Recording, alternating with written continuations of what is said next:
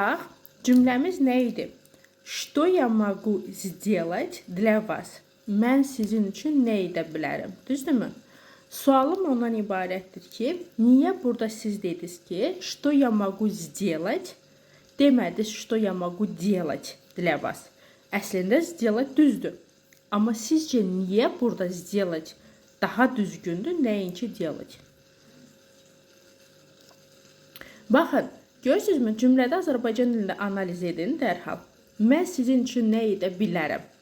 Etməmisiniz, amma etmiş kimi danışırsınız, düzdürmü? Yəni, nə desəm, mən onu etməyə qadirəm, belə deyim, düzdür? O polojeniyada olan bir insanam.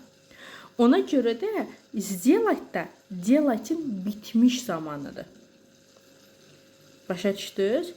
Əgər siz desəydiniz ki, mən bunu sizin üçün edirəm, etmişəm, edəcəm demirsiniz.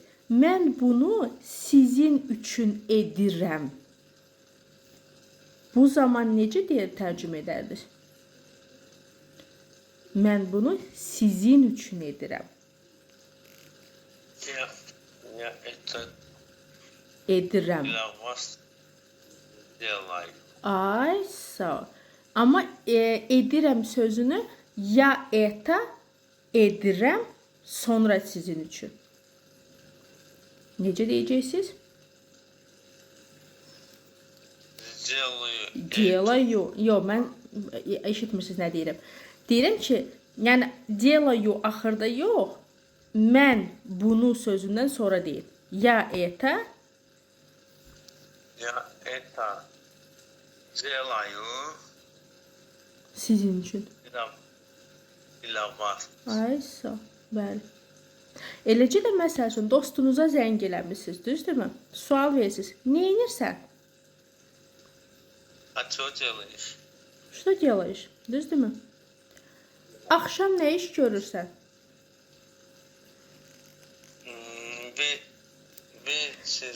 Nə iş görürsən axşam? Sual cümləsi sual sözü ilə başlamalıdır. Что делаешь вечер? Yenə çolar gəldi. Что делаешь вечер? Что делаешь вечер? Veçeram olar, veçer yox. Axşam eləmir. Sən axşam nəsə edirsən?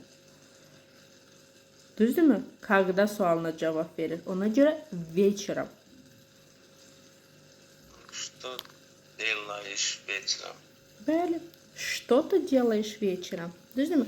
Bu gün axşam nə edirsən?